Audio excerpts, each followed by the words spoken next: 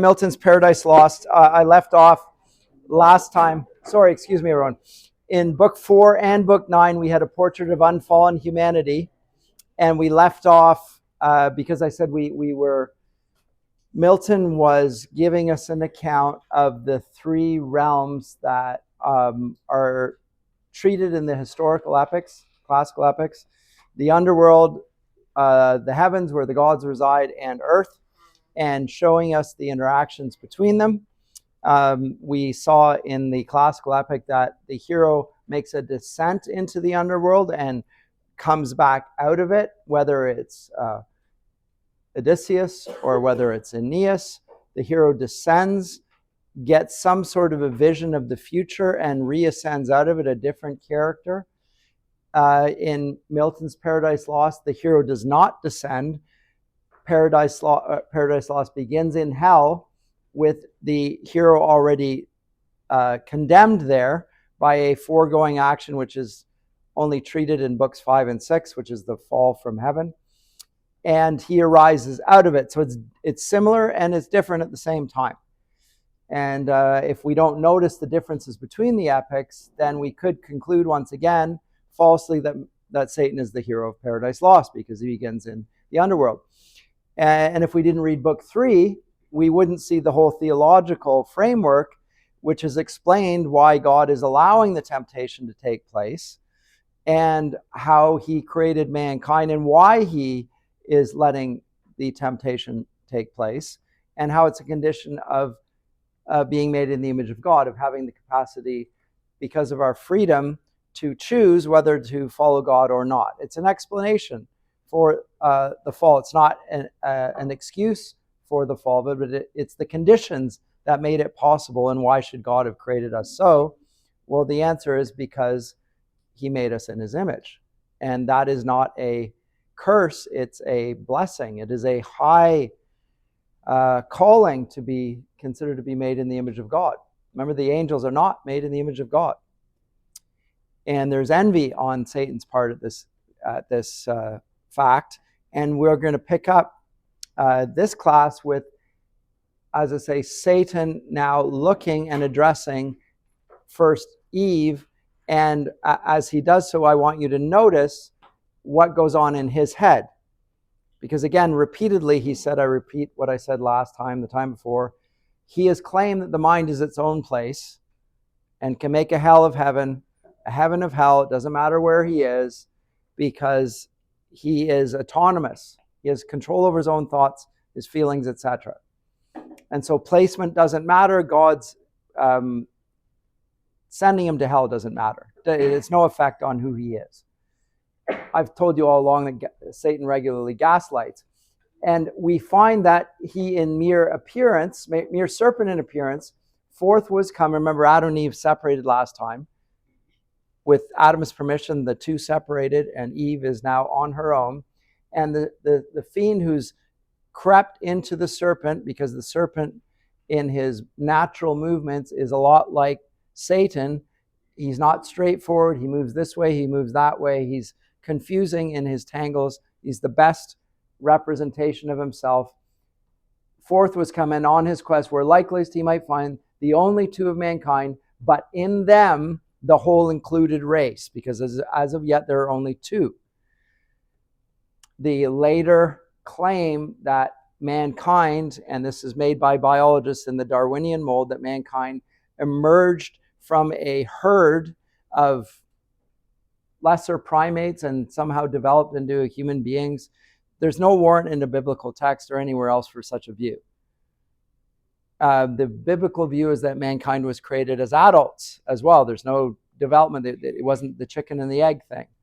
They are adults, fully formed adults, and perfectly functioning adults. They don't have anything to learn. They know everything they have to learn. They're not on a quest for knowledge that they lack. They understand things. As I say, it's very much contrary to the view of knowledge that is developed thereafter, that we learn by experience. They have full knowledge without the experience. It's a capacity. They can see things and they understand the relations of them just simply by virtue of their native capacities. So they don't need to experience the fall in order to gain knowledge.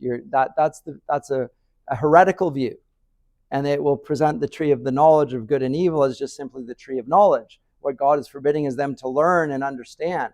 Again, this contradicts Milton's portrait of Adam and Eve, that they're already have fully mature understanding of things. They think rightly about things. They don't need to learn. And they're not going to learn anything from the fall except what evil is. That's what they're going to learn. That they did not know before, because God created everything good in them as well. They will learn evil by disobeying God. Evil comes into being at that point, as it were, in their experience. But he is looking for them, and in bower and field, where any tuft of grove, and chiefly he sought them both, but wished his hap chance might find Eve separate. He wished, but not with hope of what so seldom chanced, when to his wish, beyond his hope, Eve separate he spies, veiled in a cloud of fragrance, where she stood, half spied, so thick the roses bushing round about her glowed, oft stooping to support each flower of slender stalk, whose head, though gay, carnation, purple, azure, or specked with gold, hung drooping, unsustained.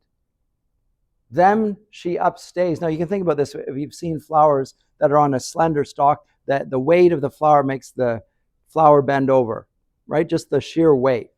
And what she's doing is tying bands around them on something like poles so that the flowers remain upright. That's the image that Milton's creating in our minds here. She upstays gently with myrtle band. By the way, myrtle is a reference to love in the iconography of the Middle Ages. So with love, she's binding them and upstaying them and allowing them to be upright. Meanwhile, mindless the while, herself, though fairest, unsupported flower, from her best prop so far and storm so nigh. So it's a terrific visual image. There's a rose in the midst of the roses, propping up the roses who are falling over from their own weight, having left her own prop, who would have kept her up in the midst of the winds, and the storm is about to hit her. Like, it's magnificently presented. She's going to hit a storm, and she has no prop. And he's just said to her, you should be around me, and I should be around you when the temptation comes. And that's not what they decided to do. Nearer he drew, and many a walk traversed of stateliest covert, cedar, pine, or palm, then voluble and bold, now hid, now seen amongst thick woven arborets, now and flowers embroidered on each bank, the hand of Eve. Remember I talked about the hand. He had her hand, he let go of her hand. Just pay attention to the hands. He's going up to the hand, and the mere hand of Eve, described by Milton, is a spot more delicious than those gardens feigned or of revived Adonis or renowned Alcinous or host of old Laertes' son, or that not mystic where the sapient king held dalliance with the fair Egyptian spouse, Cleopatra. Characteristic of Milton's epic, he throws all sorts of classical allusions into it to give richness. Beautiful women being compared to Eve, and Eve puts them all in the shade. The most beautiful woman who's ever been. And the serpent coming up and licking her hand, fawning over her, because he sees the most beautiful of all created beings. And he goes up to her and he tries to draw her attention. How does he do it? He does all sorts of little fancy tricks trying to get her attention. And thus early, thus alone, her heavenly form, angelic, but more soft and feminine. Note that Milton does not regard this as a disparaging remark. Her softness is not a criticism. Her graceful innocence, her every air of gesture or lest action overawed his malice. Look at that. And with rapine sweet, bereaved his fierceness of the fierce intent it brought. That space, the evil one abstracted stood from his own evil. and for time remains stupidly good, of enmity disarmed. So she's so beautiful and so good and so gracious and so appealing that even though he intends on destroying her, she stops him. The power of the holiness and beauty of Eve keeps him from his fierce intent. There's power in the innocence of Eve.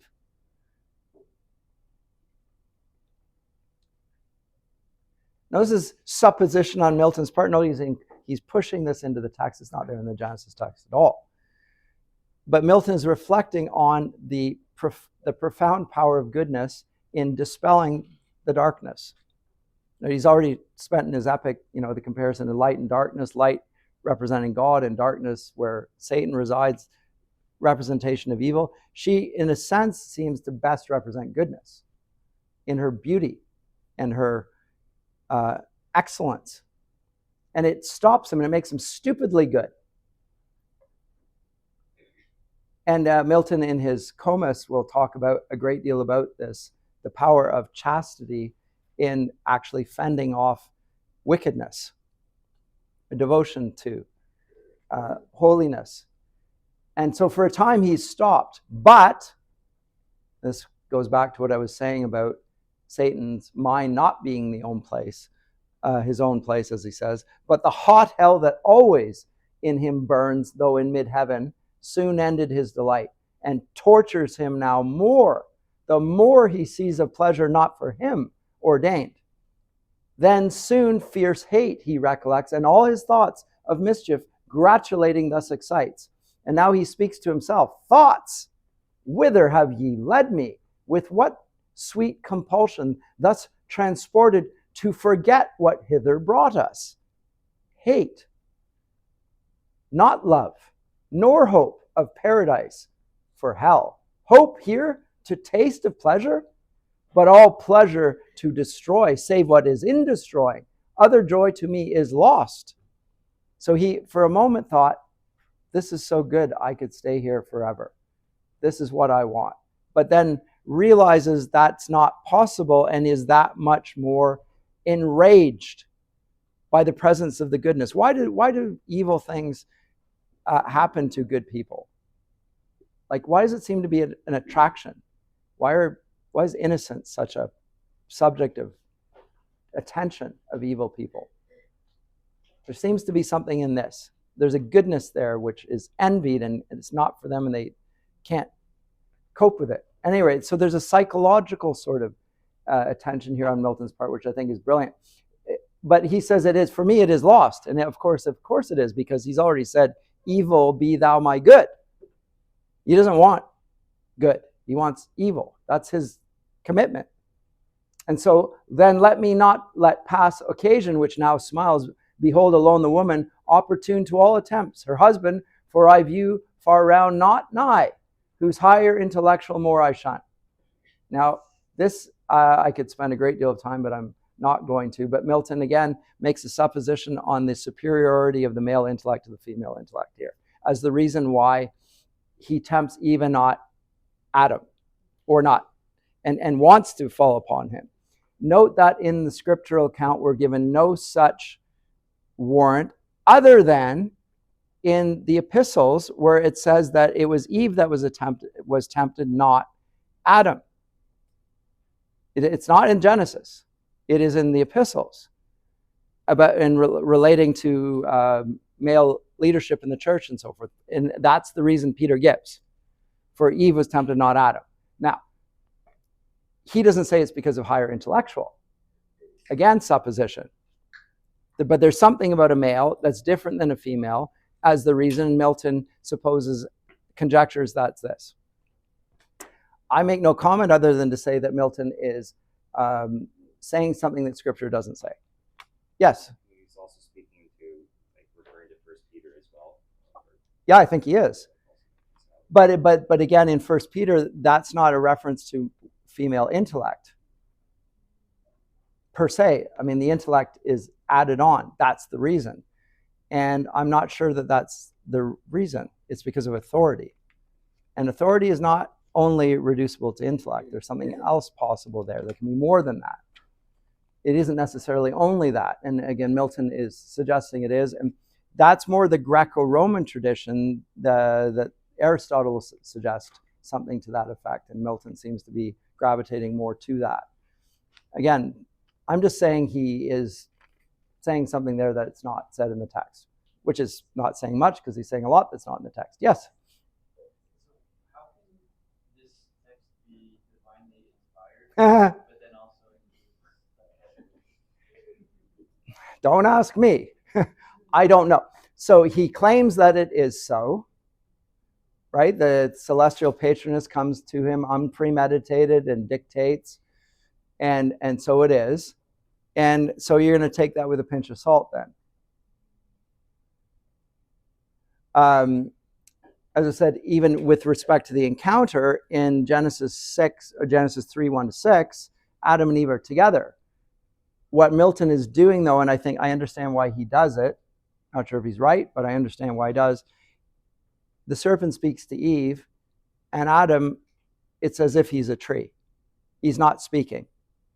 The serpent speaks to Eve. Eve answers the serpent. Adam's there.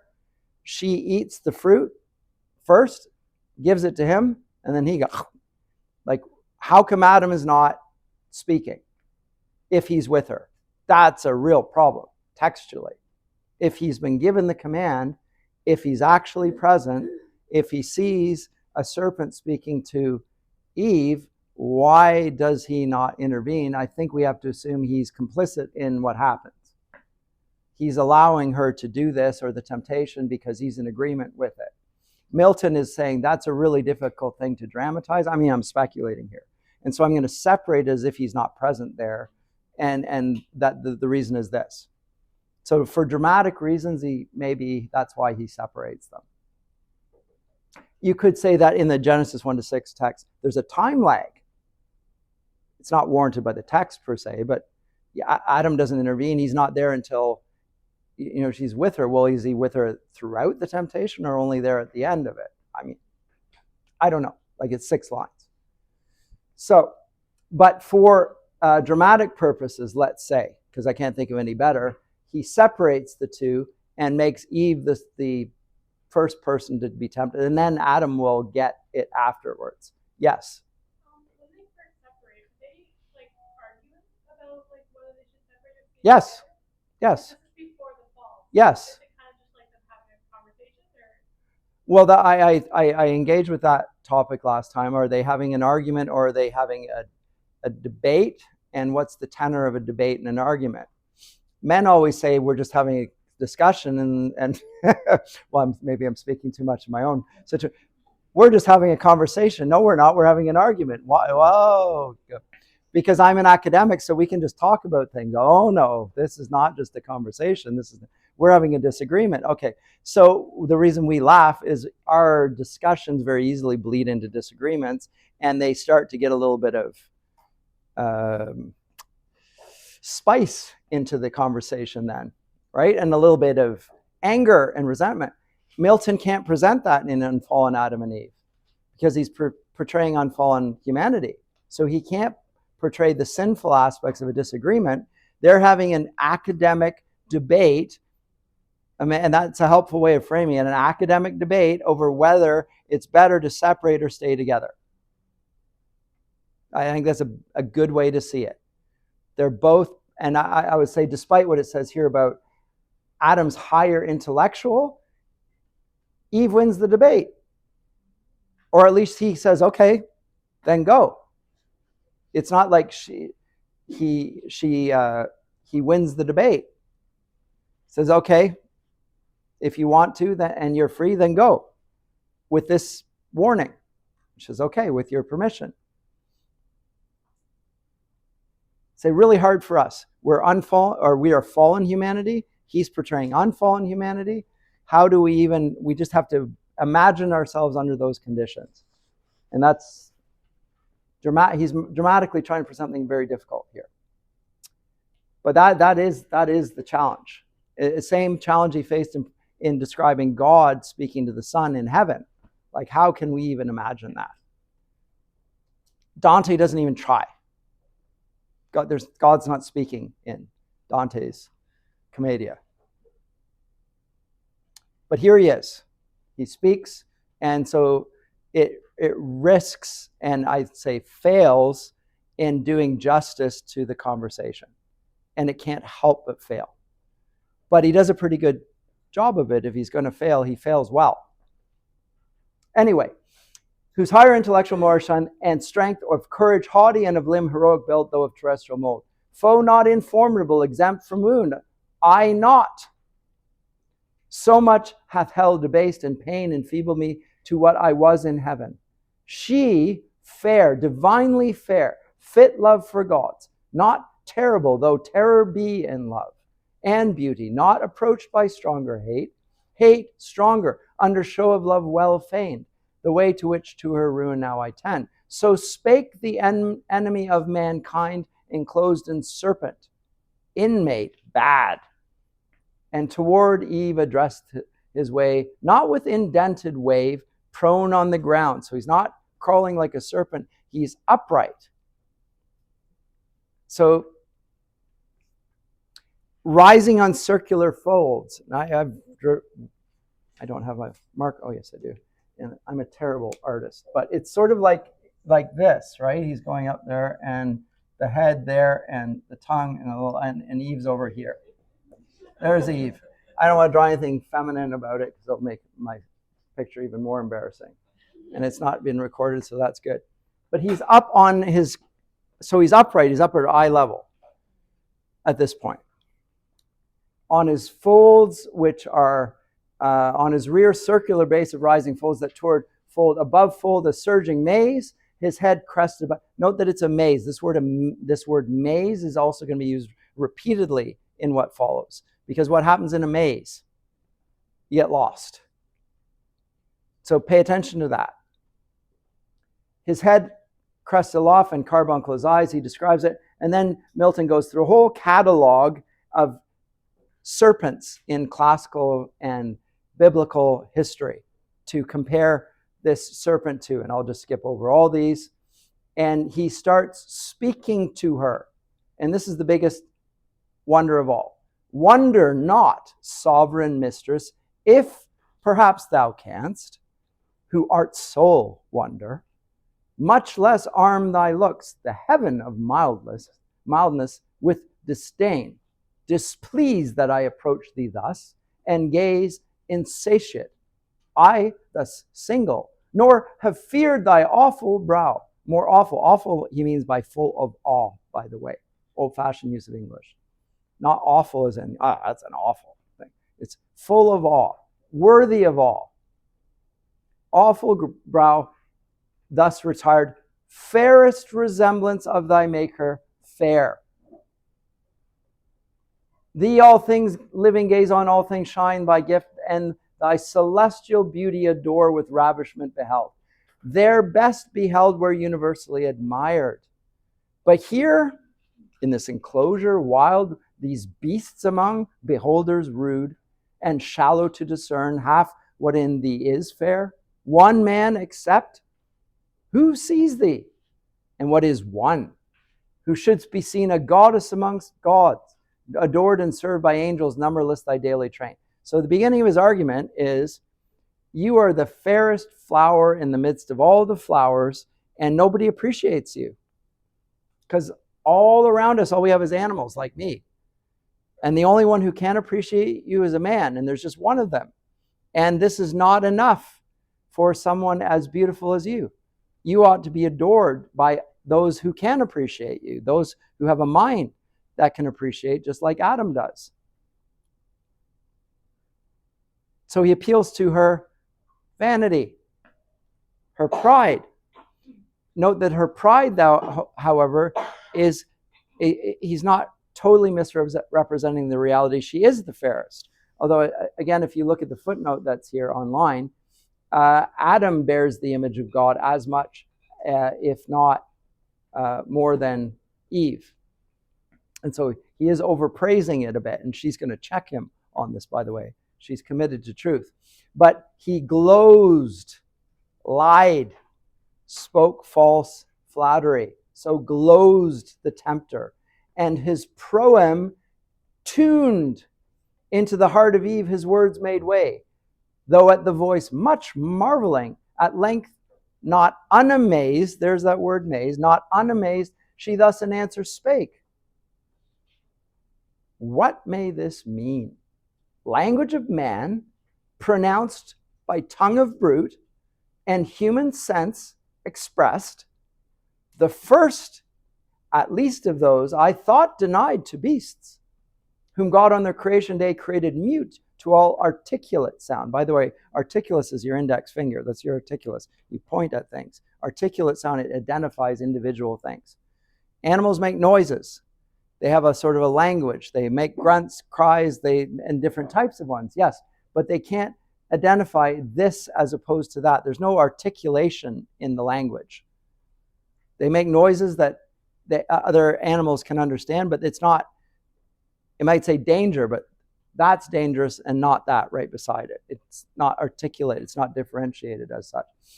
Anyway, articulate sound, I thought denied to the beasts. As far as their sense, the latter I demur, for in their looks much reason, and in their actions oft appears. The serpent, subtlest beast of all the field, I knew, but not with human voice endued. Redouble then this miracle, and say, how camest thou speakable of mute? And how, to me so friendly grown above the rest of brutal kind, that daily are in sight, say for such wonder claims attention due. To whom the guileful tempter thus replied, Empress of this fair world, resplendent Eve, easy to me it is to tell thee all what thou commandest, and right thou shouldst be obeyed. I was at first as other beasts that graze the trodden herb of abject thoughts, and lo, as was my food. Nor aught but food discerned, or sex, and apprehended nothing high. Till on a day roving the field I chanced a goodly tree far distant to behold, loaden with fruit of fairest colors mixed, ruddy and gold. I nearer drew to gaze, when from the boughs a savory odor blown, grateful to appetite, more pleased my sense than smell of sweetest fennel or the teats of ewe or goat dropping with milk at even. Unsucked of lamb or kid that tend their play, to satisfy the sharp desire I had of tasting those fair apples, I resolved not to defer. Hunger and thirst at once, powerful persuaders, quickened at the scent of that alluring fruit, urged me so keen about their mossy trunk, I wound me soon. So he goes up around the trunk of the tree and reaches, which would require somebody with a reach like you or Adam. But I got there by climbing up the tree. I'm not supposed to. The inference is that it's right at your hand height. If you just reach up and get it, it's right there, as if it were intended for you. It's right there. Low, it's not low, it's low-hanging fruit, in other words. Right there. I envied and tried, but they could not reach. The other animals wanted to get there. They couldn't. I managed to get there because of the fact that I was a serpent and was able to get there. Amid the tree now got there plenty hung, tempting so nigh to pluck and eat my fill. I spared not for such pleasure till that hour at feed or fountain never had I found. Sated at length ere long I might perceive strange alteration in me to degree of reason in my inward powers, and speech wanted not long, though to this shape retained. Thenceforth to speculations higher deep I turned my thoughts, and with capacious mind considered all things visible in heaven or earth or middle, all things fair and good. But all that fair and good in thy divine semblance and in thy beauty's heavenly ray, united I beheld, no fair to thine equivalent or second, which compelled me thus, though importune, perhaps a little bit cheeky on my part, to come and gaze and worship thee of right, declared sovereign of creatures, universal dame. Okay, so do you understand what he's just said here? I ate from this tree an apple, which when I ate it, I changed inwardly from being a serpent to being a being that was able to speak like you but with a mind that was like God. Speculations about all things visible in heaven, even above Eve, that in terms of his mindset. He speaks like a man, but his mind understands heavenly intentions even. So, and what he chiefly recognizes is who she is, and so he worships her. In other words, if this happened to me, what do you think it's going to do for you? Right? I'm the proof. Has ever there been an animal that could speak? No. And here's how it happened. I ate of the fruit in the garden. So talked the spirited sly snake, and Eve yet more amazed. So she's following his train of thought. She's paying attention, and she's sensitive to his claims. She's a good listener. She doesn't stop him right there. She's following and listening. To me, this might be a better explanation than Adam's the higher intellectual. It might be more, the men are just sort of say, you're going to stop talking right now. That's enough. She's listening to him, and she's sensitive to it, and she's following his lead, and he's amazing her. She's getting trapped in the arguments. But she is aware of this. Serpent, thy overpraising leaves in doubt the virtue of the fruit in thee first proved. But say, where grows the tree? From hence how far? For many are the trees of God that grow in paradise, and various yet unknown to us, and such abundance lies our choice. Tell me. And she says, Empress, the way is ready. And not long, beyond a row of myrtles, on a flat, fast by a fountain of blowing myrrh and balm, if thou accept my conduct, I can bring thee hither soon. She says, leave that. Remember, I said to you, Adam's call was to tend and keep the garden. Part of tending the garden is keeping the bad stuff out. He's to be vigilant. He's to be watchful over it. He's failed in that already. But the failure is only a true failure when he disobeys. So the fact that he hasn't kept the serpent out is a sort of a failure. Well, the angels were also guilty of that failure. They're also supposed to keep certain out. They also fail in that. That's not disobedience. Disobedience is an explicit, express, intentional breach. Even if it's deceived, it's still intentional. But on he goes, and he leads her, or misleads the amazed night wanderer from his way to bogs and mires and through pond or pool, and led Eve, our credulous mother, to the tree of prohibition, root of all our woe. Now he keeps going back, and this is Milton over and over again. He wants to emphasize that what is happening here is meaningful to every reader. He's not telling an account of something that happened historically and only of relevance to that person. The whole of the human race is implicated in this encounter in the garden. So the weight of all of human history is placed in this moment. So it's like, and he's built up to it. And when she sees it, she says, Serpent, we might have spared our coming hither. Fruitless to me, though fruit be here to excess, the credit of whose virtue rest with thee. Wondrous indeed if cause of such effects. But of this tree we may not taste nor touch. God so commanded and left that command, sole daughter of his voice. The rest we live law to ourselves. Our reason is our law. Now note this addition. We're not even supposed to touch it. If you go to the Genesis text, there is no such prohibition. They're not to eat of it. It doesn't say anything about not touching it.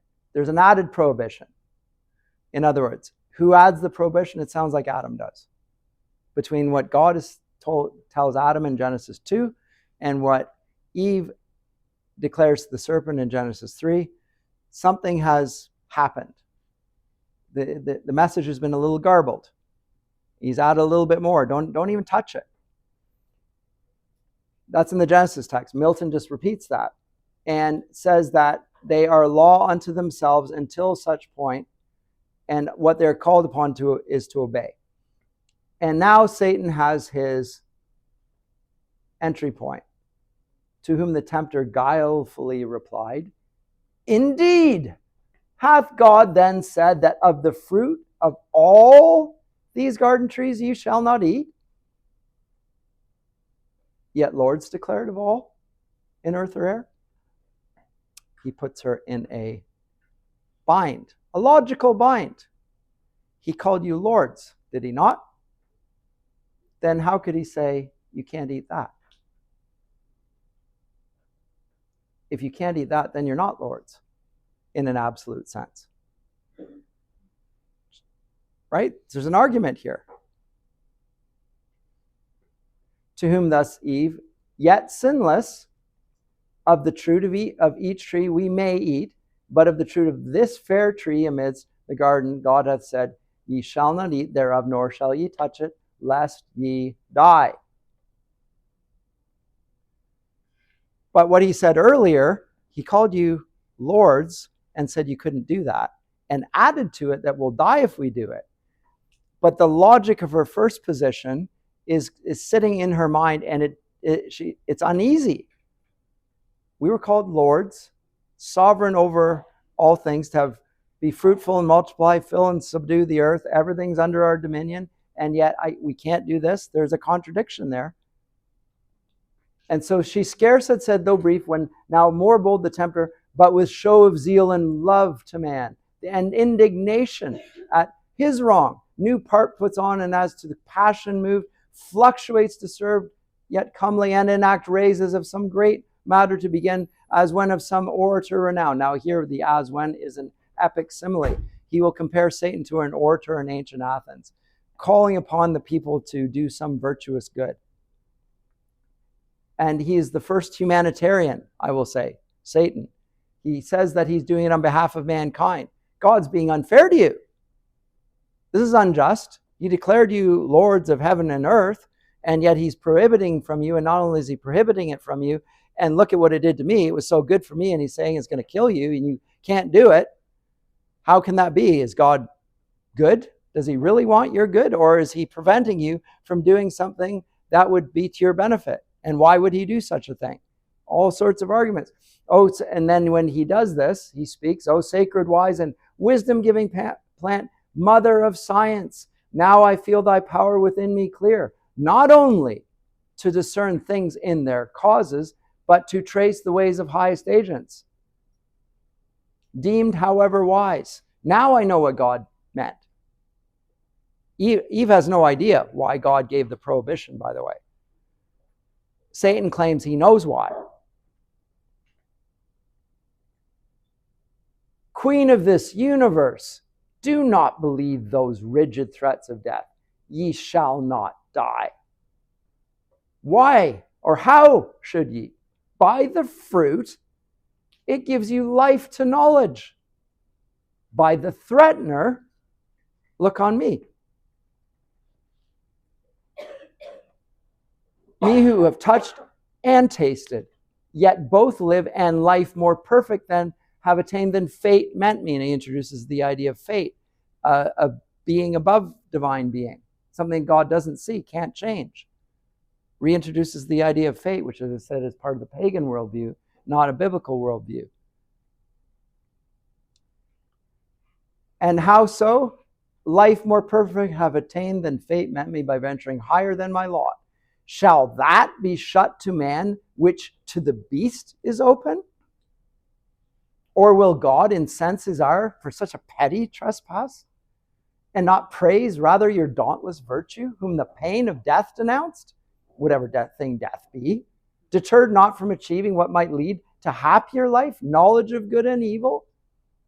Of good, how just? Of evil, if what is evil be real, why not known? Since easier shunned. If it's really bad, you're now going to really know what it is in its nature. Henceforward, you're going to be able to avoid it because you really understand it. God therefore cannot hurt you and be just. Not just, not God. Not feared then, nor obeyed. Your fear itself of death removes the fear. Why then was it forbid? Why but to awe? Why but to keep ye low and ignorant, his worshippers? He knows that in the day ye eat thereof, your eyes that seem so clear, yet are but dim, shall perfectly be then opened and cleared, and ye shall be as gods, knowing both good and evil, as they know. That ye should be as gods, since I as man, internal man, is but proportion meet. Again, a logical claim. I of brute, human, ye of human, gods. So you shall die perhaps by putting off human to put on gods. There's a form of death. You'll die as a human in order to be reborn as a god. Death to be wished, though threatened, which no worse than this can bring. And what are gods that men may not become as they participate in godlike food?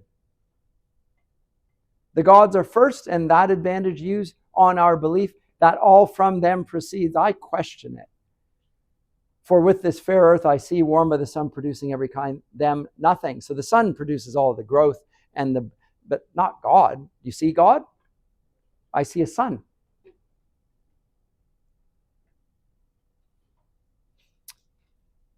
If they all things who enclose knowledge of good and evil in this tree, that whoso eats thereof forthwith attains wisdom, who forthwith attains wisdom without their leave. And therein lies the offense, that man should thus attain to know. What is wrong with wanting to know more? Did not God call you to exercise dominion over the earth? What can your knowledge hurt him? Or this tree impart against his will, if all be his? Or is it envy? And can envy dwell in heavenly breasts? These and many more causes import your need of this fair fruit. Goddess humane, reach them and freely taste. He ended in his words, replete with guile, full of guile, into our heart, too easy entrance one. Fixed on the fruit she gazed, which to behold might tempt alone. And in her ears the sound yet rung of his persuasive words, impregnated with reason, to her seeming and with truth. Meanwhile the hour of noon waked an eager appetite raised by the smell so savory of that fruit, which with desire inclinable now grown to touch or taste, solicited her longing eye, yet first pausing a while, thus to herself she mused. Okay, so he gets it through an argument that is amazing her. She's getting lost in all of the arguments. It's just a proliferation like the coils of the serpent. She's going from one false premise to the next, and all of it seems right before her eyes. The serpent's not dead. The serpent can speak. The serpent makes good arguments. Why would God forbid this? It doesn't make sense.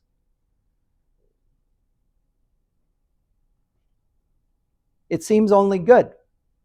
And if it does bring about evil, how can evil harm me?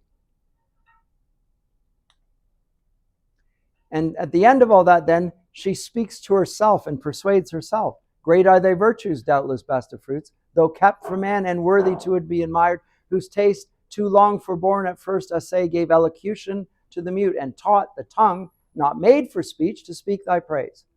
So Milton is reading into the Genesis text, and I don't think implausibly conjecturing on what Eve must have thought when a serpent is in front of her and is speaking. There's something extraordinary in this. And persuasive. And note this, thy praise he also who forbids thy use, that is God, conceals not from us, naming thee the tree of knowledge both of good and evil. Forbids us then to taste, but his forbidding commends thee more, while it infers the good by thee communicated, and our want, because it's the knowledge of good as well as evil. It commends the fruit to us. For good unknown sure is not had, or had and yet unknown, it is as not had at all. In plain then, what forbids he but to know? Forbids us good, forbids us to be wise, such prohibitions bind not. But if death binds us with afterbands, what profits then our inward freedom? Now she turns it back to freedom. In the day we eat of this fair fruit, our doom is we shall die. How dies the serpent? He hath eaten and lives, and knows and speaks and reasons and discerns, irrational till then. For us alone was death invented, or to us denied this intellectual food, or for beasts reserved. For beasts it seems, yet that one beast which first hath tasted envies not, but brings with joy the good befallen on him, author unsuspect, friendly to man, etc. So she decides to eat of it. So saying, her rash hand, in evil hour, forth reaching to the fruit, she plucked, she eat. Earth felt the wound, and nature from her seat, sighing, through all her works gave signs of woe that all was lost. Back to the thicket slunk the guilty serpent, and well might, for Eve intent now wholly on her taste, not else regarded. Such delight till then as seemed in fruit she never tasted, whether true or fancied so, through expectation high of knowledge. Nor was Godhead from her thought. Greedily she engorged without restraint, and knew not eating death. Satiate at length, and heightened as with wine, jocund and boon, thus to herself she pleasingly thus began. So she eats of the fruit of the tree of the knowledge of good and evil, and it makes her drunk, and it makes her totally self-absorbed. And what does she do as the first act in response to this? She praises the tree as her king and sovereign. So she goes from worshiping the one true high God to worshiping a plant. Immediate first sign of the fall. O sovereign, virtuous, precious of all trees in paradise, of operation blessed to sapience, hitherto obscured, infamed, by thy fair fruit let hang, as to no end created.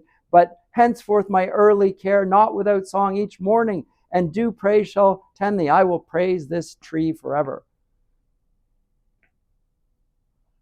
And I had no idea up till this point. Experience next to thee I owe, best guide. Not following thee I had remained in ignorance, though thou openst wisdom's way, and gave access those secrets she retired. And I perhaps am secret. She imagined herself now in her self-absorption. By the way, Martin Luther, in his letter to the Corinthians, describes sin as being curved in upon ourselves. The Latin in say curvatus, to be curved in upon ourselves is how he describes sin. Self-regarding, navel-gazing, self-absorbed, narcissistic. It's a description of what happens with sin. We think about ourselves, but we don't think of consequences outside. We don't think of God. We don't think of the outcome of actions. We just think about the good, and we think about ourselves. Totally self-absorbed. That's what happens to Eve here. She's totally self-absorbed, and imagine she's so self-absorbed, she imagines that God maybe doesn't even see what she's just done, which is absurd. Note that Satan, the same thing, when he was in high heaven, he rebelled against God, sin popped out of his head, and he had sexual relations with himself in secret, so he thought. But of course, God is all-seeing, and he does see it, but the creature thinks that nobody sees. Perhaps I'm secret. Heaven is high and remote to see, from thence distinct each thing on earth. And other care perhaps may have diverted from continual watch our great forbidder. Note that God's now become hostile to her, in her view, safe with all his spies about him. But here's a different question. But to Adam, in what sort shall I appear? So maybe God hasn't even noticed that I've done this. But how about Adam? What's he going to think?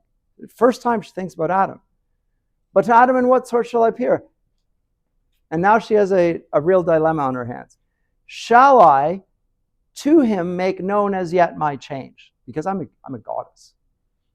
He's going to love the new me. Shall I let him know and give him to partake full happiness with me, or rather not, but keep the odds of knowledge in my power without co-partner? So to add what wants in female sex, the more to draw his love and render me more equal. Now, if you think of the logic here, he will be my inferior, and yet by doing this will be more equal. I don't understand how that works, but anyway. And perhaps a thing not undesirable, sometimes superior. And now she really speaks with the thought processes of Satan. Inferior who is free. So if Adam was her head and she is inferior, now she speaks in the language, if I am inferior in any sense, I cannot be free, because freedom requires full openness to anything that I wish. This may be, well, fine. But another thought, what if God have seen and death ensue? Then I shall be no more. And worse, an Adam wedded to another Eve shall live with her enjoying, I extinct, a death to think. Confirm then I resolve, Adam shall share with me in bliss or woe. So dear I love him, that with him all deaths I could endure, without him life live no end. So what does she resolve to do? If I've just killed myself by eating of this, I'm going to have to kill Adam too. That's how much I love him.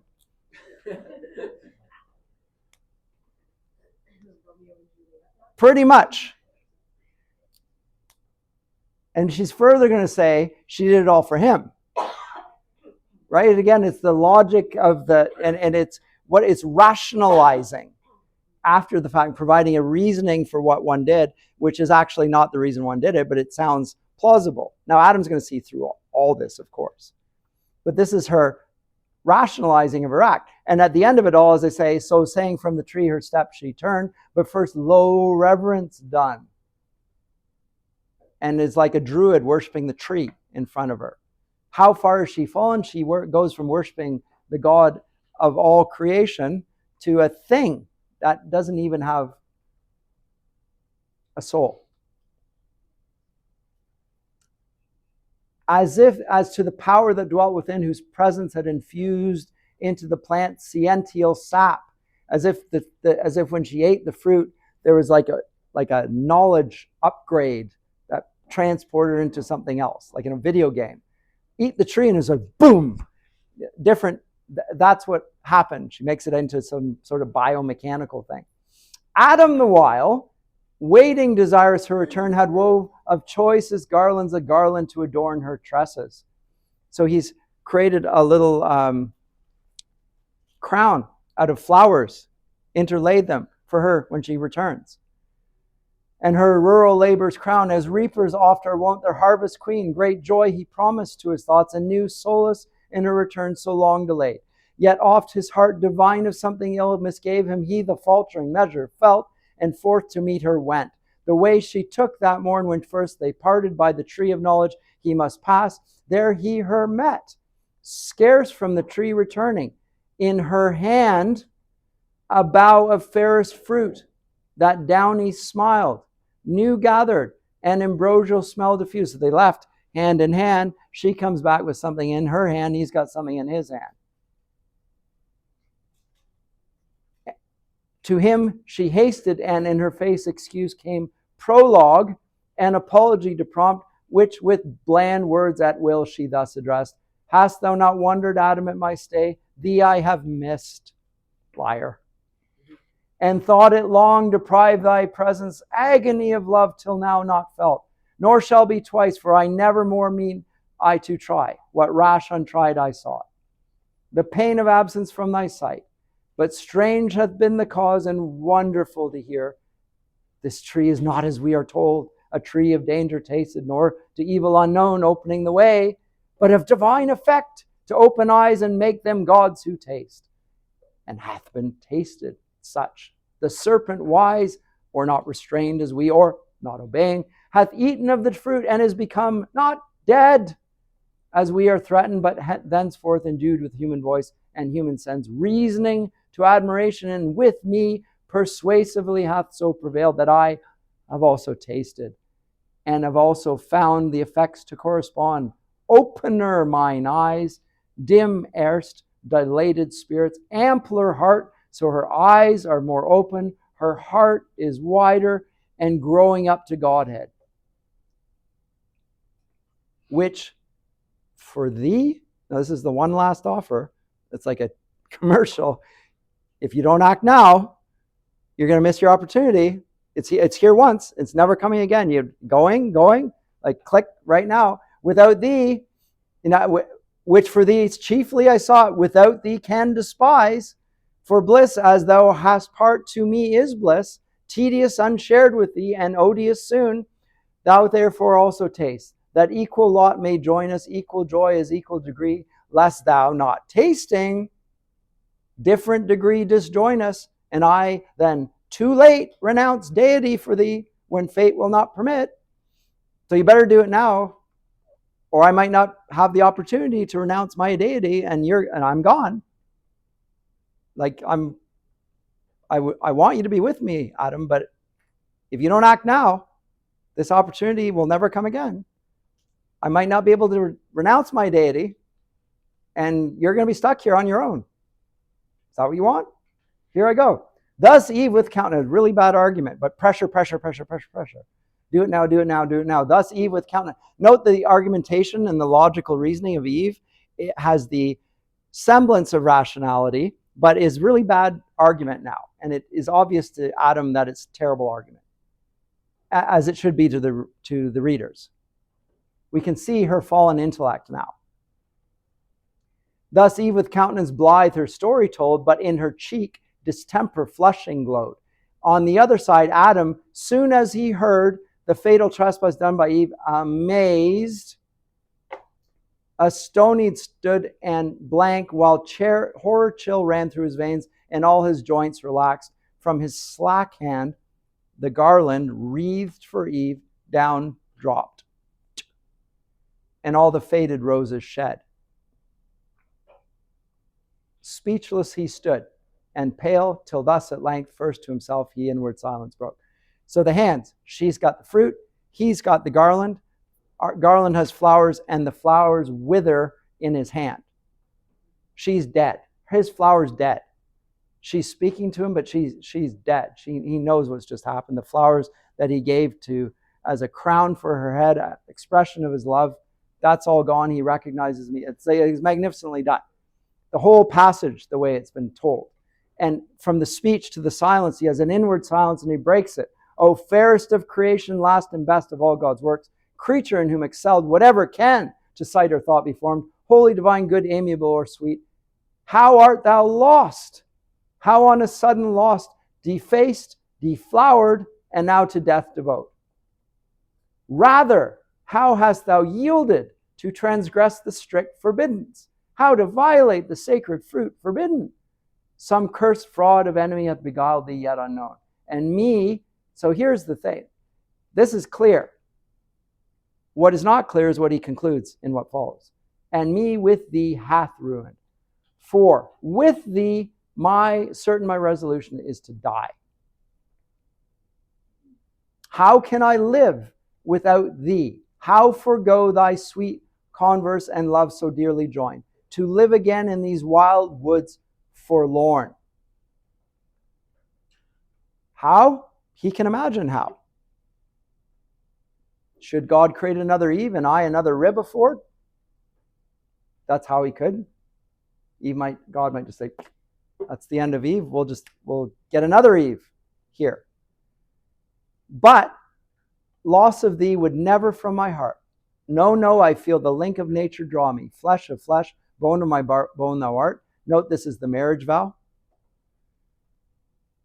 Right? And if you ever are married in church, you'll find that this passage cited by Jesus and the gospel, man and a woman, the two became one flesh, bone of my flesh of my flesh, bone of my bone thou art. and from the state mine shall never be parted bliss or woe. He made a choice in favor of Eve. And note 1 Timothy 2, verse 14. You can also see City of God by Augustine if you want on this.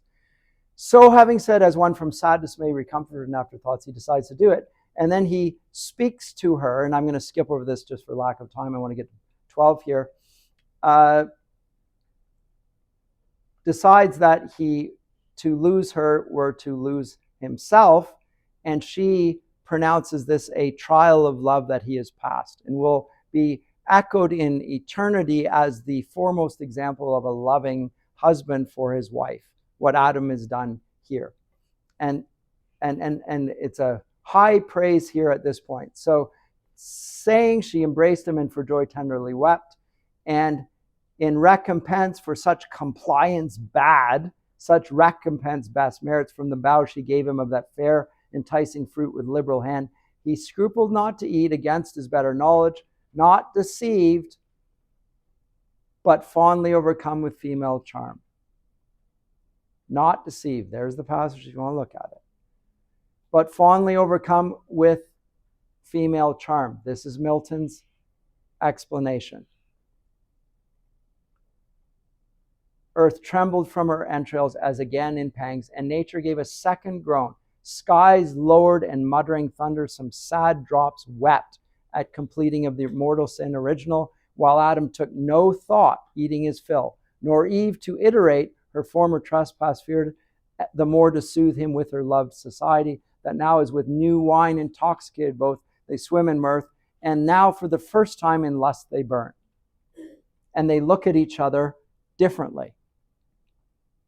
And then he'll go on to talk about this, and he will then agree with Eve that the fruit of the tree gave what she said. Before it was obviously wrong. Now he, through what we call motivated reasoning, motivated by his sin, sees something there that's not there. And the two of them he seizes her hand, also telling, and begin their amorous play. And then there's comparisons with Samson and Delilah, and they wake up, however, from their lustful act with accusations. So there's unfallen sex in book 4, fallen in book 9, and then they wake from this, and there's accusations, just like Satan. O Eve, in evil hour thou didst give ear to that false worm, of whomsoever taught to counterfeit man's voice, true in our fall, false in our promised rising. Since our eyes open, we find indeed, and find we know both good and evil, good lost and evil got. Yeah, we know them both. We know that we lost good, and we know that we gained evil. Bad fruit of knowledge, if this be to know, which leaves us naked thus, because now they see their nakedness. For the first time, they were naked before and unashamed. Now they're still naked, but they are ashamed. Why are they ashamed? What prompts this? Shame. It's not a change in their physical condition. What prompts the shame? I mean, you have to really think about it. What would prompt the shame there? You have to speculate a little bit. I think, it's my guess, Adam looks on Eve differently than he did before. And he will conclude, because she is like him, that she looks on him the same way.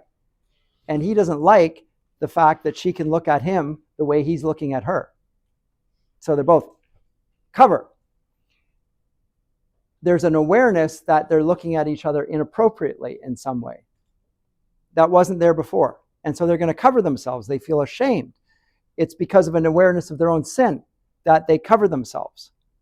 The righteousness is gone from them.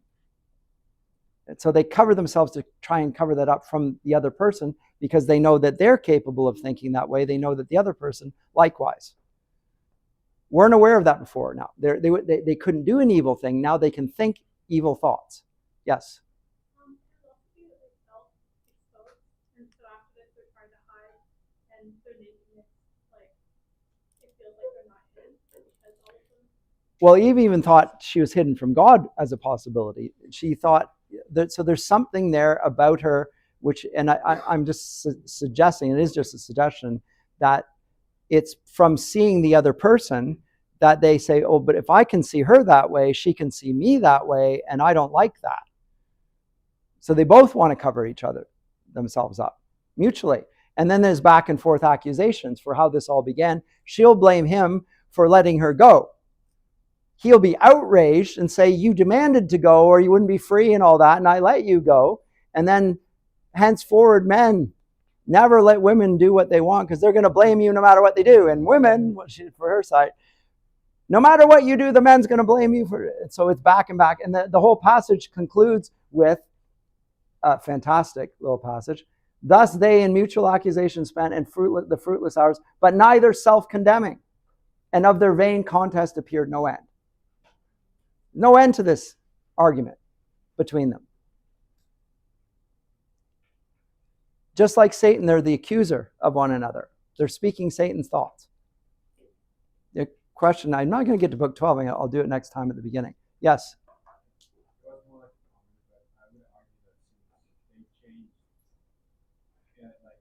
In their inner self, also like they weren't aware of themselves before. Like they weren't thinking about it before, and they are aware now because they ate it. That now they're changed inside. They were also maybe afraid that they changed from the outside also. That's very good. Or they developed a self-awareness which they didn't have before because there was a total integrity about them. Whatever they willed happened, and there was no contradiction there now. But now they don't even have self-control. They can't stop themselves from doing certain things. They lack control over this themselves. So they can't control their thoughts. They're out of control internally. Before, there was total control. If they want anything good, they can do it. And there's nothing wrong with it. Everything they choose is good. Hereafter, now they have contradictions within themselves, and those get expressed outwardly. So there's an inner awareness that because of this turmoil within them that wasn't there before. Remember, they've rebelled against God. So what ruled them before, their reason, now no longer rules them. Their passions overrule their reasoning. They don't have control over their passions. Before, they had total control. Now they don't. They can't even will what they want to will. So they feel there's a civil war going on inside. And again, that's Milton's repeated reference, is that there's an external geography and there's an internal one, and hell is inside of them now, as it were, because chaos and turmoil and a revolt against everything reasonable has happened. They've gone against God, which is to go against reason. So their reason no longer, or their passions no longer obey their reason. They desire things that they ought not to desire. They worship things they ought not to worship.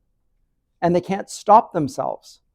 And they're so angry at the change that they blame the person in front of them. What I find really helpful, I'll get to book 12 next time. What I find really helpful here is Milton explains something about human nature, which seems truthful to me, however tenuous or speculative is on engaging with the biblical text. I think he's taking a few liberties there for sure. But the explanation for the arising of sin and the mindset therein, I think, is brilliantly done. It's artfully done. It's fantastic. It's the centerpiece of the whole book in some way. Remember, it's called Paradise Lost. This is when paradise is lost, book 9. Note, however, it's not the end of the book. And so we're going to find that Paradise Lost ends on a happy note, if you will. They're going to be cast out of the Garden of Eden. I'll get to that next class. So we'll look at the last 300 lines or so for the book 12. But when they are cast out of paradise, they're going to find that there's a consolation for that nonetheless. Now, we'll deal with that next time, but I'll just leave it at that. Thank you.